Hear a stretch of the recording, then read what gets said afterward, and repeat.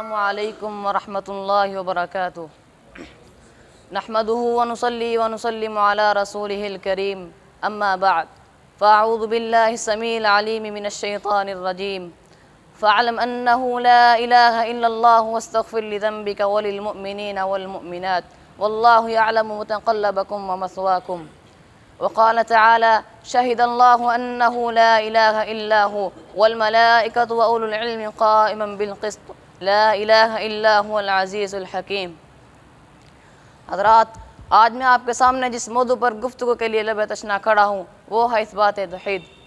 صاحبان دبتسانم عرب کے تپتے ہوئے ریگستان سراب کند و ناک مندر لیے نیلگوں آسمان کی چھت اوڑے ایک صاحب عظیمت کے عجیب حالات و واقعات کا مشاہدہ کر رہے ہیں کہ ایک امی شفقت پدری و مادری سے محروم، معاشرے کی بگڑی ہوئی حالت پر فکر مند ایک شخص عقیدے کی بنیاد پر سب کو اپنے مخالف کر لیتا ہے، یہاں تک کہ اس کے قریبی چچا اسے برا بلا کہنے لگ پڑتے ہیں۔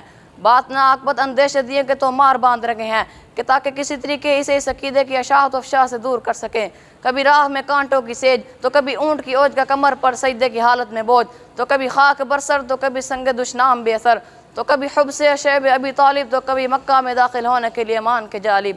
مگر سامعین، یہ کیسا سحر ہے، لذت آشنائی نہیں بلکہ یہ حق الحقائق ہے۔ یہ دعوت و عقیدہ باوجود حقیقت ہونے کے بعد ان نظر میں ایک سحر لگتا ہے کہ ایک حبشی غلام جو اپنے آقا سے کبھی سرگردانی کرنے کا تصور نہیں کر سکتا تھا، اس حقیقت کے آشکار ہونے کے بعد اسے مرغے بسمل کی طرح ترپایا جاتا ہے، مگر اسے اگر کسی چیز کا دھیان ہے تو وہ یہ ہے احد احد۔ مخالف سیمت اونٹوں کے ساتھ ایک بے قصور لاچار اونٹی کو باندھ کر اسے چیڑ دیا سے منحرف نہیں کیا جا سکا۔ تمام انبیاء ازلف آدم تا ضیاء عیسیٰ اسی بنیادی عقیدے کی بنا پر اپنی قوم کی تمام سخت گیریاں سہار گئے۔ اہل حرف و معنی یہ لوگ عظیمتوں کے مسلک مبدع تھے، مگر آخر یہ عقیدہ کیا ہے؟ تو سامعین و حضرات، ہمتاً گوش رہیں کہ یہ وہی عقیدہ ہے جس لیے خالق و مالک نے قرآن جیسی بے مثل کتاب نازل کی اور محمد صلی اللہ علیہ وسلم جیسے انمول پیغمبر پر اتاری اور ایک انمٹ نقوش چھوڑنے والی جماعت حاملین قرآن پیدا کی۔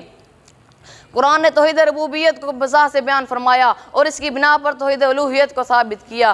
یہی قرآن کہتا ہے امن خلق السماوات والارض وانزل لكم من السماء ماء وفي مقام آخر امن جعل الارض قرارا وجعل خلالها انہارا، اس کے بعد پھر امن يجيب المضطر اذا دعاه ويكشف السوء وجعلكم خلفاء الارض۔ اور اس حقیقت سے پردہ اٹھاتے ہوئے نبی کریم صلی اللہ علیہ وسلم نے قریش مکہ کو معبود حقیقی کی وحدت کو ماننے پر فلاح کی خوشخبری سنائی۔ فرمایا یا ایھا الناس قولوا لا الہ الا اللہ تفلحوا تملکوا العرب والعجم۔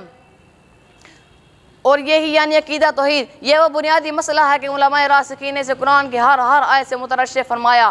رقیق النظر شخص کا اس حقیقت کی تہ تک پہنچ جانا قابل تہنیت تو ہے، مگر بادی النظر والا قاری بھی اس حقیقت کو سمجھے بنا محروم نہیں رہ سکتا۔ دلائل عقلیہ و نقلیہ کے ان بار ہیں جو اس حقیقت کبریٰ کے اس بات میں ہمہ وقت موجود رہتے ہیں۔ مگر آخر میں اللہ سے دعا یہ ہے کہ اللہ تعالی ہمیں اس کلمے کو پڑھنے کے اور اس پر عمل کرنے کے توفیق عطا فرمائے۔ آمین و آخر دعوانا الحمدللہ۔